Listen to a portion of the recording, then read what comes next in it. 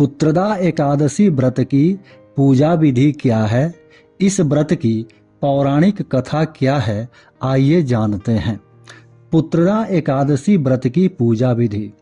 पुत्रदा एकादशी व्रत रखने वाले व्रतियों को दशमी तिथि से सात्विक रूप से रहना चाहिए। एकादशी तिथि के दिन ब्रह्म मुहूर्त में उठकर स्नानादि से निवृत्त होकर व्रत का संकल्प लेना चाहिए। घर के पूजा स्थल पर भगवान विष्णु तथा माता लक्ष्मी की प्रतिमा या चित्र स्थापित करना चाहिए। विष्णु भगवान को गंगा जल या शुद्ध जल से स्नान कराएं। उसके बाद वस्त्र और यज्ञोपवीत अर्पित करें। फिर रोली और हल्दी का चंदन लगाएं। उसके बाद पुष्प और तुलसी दल अर्पित करें। उसके बाद भगवान को मौसमी फल, मेवा, मिष्टान, पंचामृत तथा तुलसी पत्र अर्पित करें। एकादशी का व्रत करने वालों को भगवान विष्णु का मंत्र ओम नमो भगवते वासुदेवाय का जप करना चाहिए। पुत्रदा एकादशी का व्रत करने से निसंतान दंपतियों को संतान सुख की प्राप्ति होती है, पारिवारिक कलह से छुटकारा मिलता है तथा धन, यश, आयु और बल की प्राप्ति होती है। पुत्रदा एकादशी के दिन व्रत रखने से पाप का शमन होता है तथा मोक्ष की प्राप्ति होती है। यह एकादशी व्रत पारिवारिक सुख शांति एवं संतान के उज्जवल भविष्य के लिए बहुत ही शुभकारी माना जाता है। इसके साथ ही संतान को लंबी आयु की प्राप्ति होती है। इस व्रत के पुण्य के प्रभाव से व्यक्ति पृथ्वी पर सभी सुखों को भोगकर अंत में वैकुंठ धाम को जाता है। पौष माह का पुत्रदा एकादशी का व्रत सभी व्रतों में उत्तम है। व्रत रखने वालों को भगवान विष्णु तथा माता लक्ष्मी की पूजा करने के पश्चात पुत्रदा एकादशी व्रत की कथा सुनना या पढ़ना चाहिए। कथा सुनने या पढ़ने से व्रत का पूरा फल मिलता है। अब आइए सुनते हैं पुत्रदा एकादशी व्रत कथा। एक दिन अर्जुन ने पूछा, हे कृष्ण, आपने हमें सफला एकादशी का महात्म्य विधि सहित कह कृतार्थ किया है। अब आप पौष माह के शुक्ल पक्ष की एकादशी व्रत के बारे में समझाइए।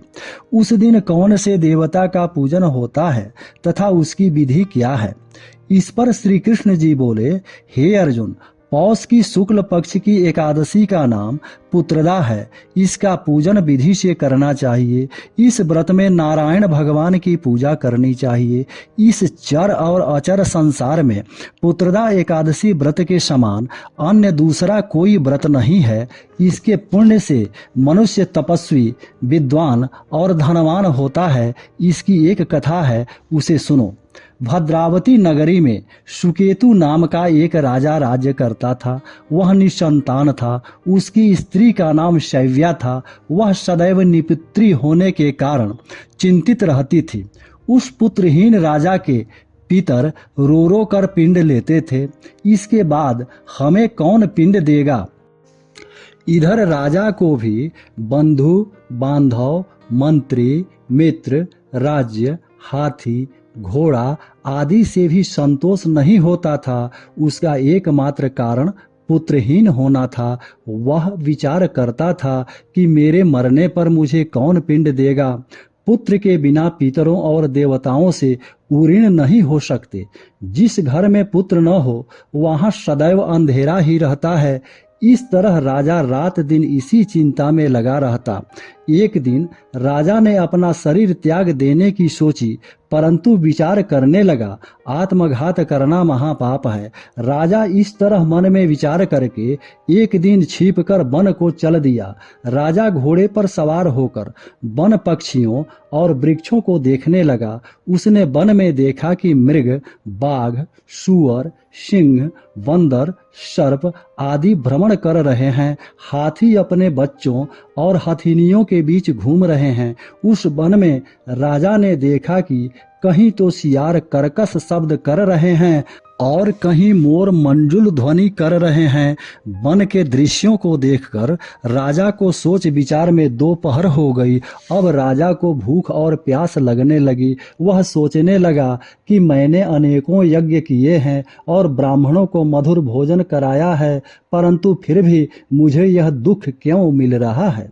राजा प्यास के कारण बहुत बेचैन होने लगा और पानी की तलाश में आगे बढ़ा। कुछ ही आगे जाने पर उसे एक सरोवर मिला। उस सरोवर में कमल खिल रहे थे। उस सरोवर में सारस, हंस, मगरमच्छ आदि जल क्रीड़ा कर रहे थे। उस सरोवर के चारों तरफ मुनियों के आश्रम बने थे। उस समय राजा के दाहिने अंग फड़कने लगे। राजा मन में प्रसन्न होकर सरोवर के किनारे बैठे हुए मुनियों को देखकर घोड़े से उतरा और दंडवत करके उनके सम्मुख बैठ गया। राजा को देखकर मुनीश्वर बोले, हे राजन, हम तुमसे अत्यंत प्रसन्न हैं। तुम इस जगह कैसे आए हो, सो कहो। इस पर राजा ने उनसे पूछा, हे मुनीश्वरों, आप कौन हैं और किस लिए यहाँ पधारे हैं। सो मुनि बोले, हे राजन, आज पुत्र की इच्छा करने वाले को उत्तम संतान देने वाली पुत्रदा एकादशी है। हम लोग विश्वदेव हैं और इस सरोवर पर स्नान करने आए हैं। इस पर राजा बोले, हे मुनीश्वर, मेरे भी कोई पुत्र नहीं है। यदि आप मुझ पर प्रसन्न हो तो एक पुत्र का वरदान दीजिए। मुनीश्वर बोले, हे राजन, आज पुत्रदा एकादशी है और आप इस व्रत को करें। भगवान की कृपा से आपको अवश्य ही पुत्र होगा। मुनि के वचनों के अनुसार राजा ने उस दिन पारायण किया और मुनियों को प्रणाम करके अपने महल को वापस आया। रात्रि में रानी ने गर्भ को धारण किया और 9 माह के पश्चात उसके उत्तम पुत्र रत्न पैदा हुआ। वह राजकुमार बड़ा होने पर अत्यंत वीर, धनवान, यशस्वी और प्रजापालक हुआ। श्री कृष्ण जी बोले, हे राजन, पुत्र की प्राप्ति के लिए पुत्रदा एकादशी का व्रत करना चाहिए। जो मनुष्य इसका महात्म्य श्रवण व पठन करते हैं उनको स्वर्ग की प्राप्ति होती है। इसी तरह की धार्मिक एवं पौराणिक कथाएं जानने व सुनने के लिए इस चैनल को सब्सक्राइब करें तथा बेल आइकन जरूर दबाएं। जय श्री कृष्णा। राधे राधे।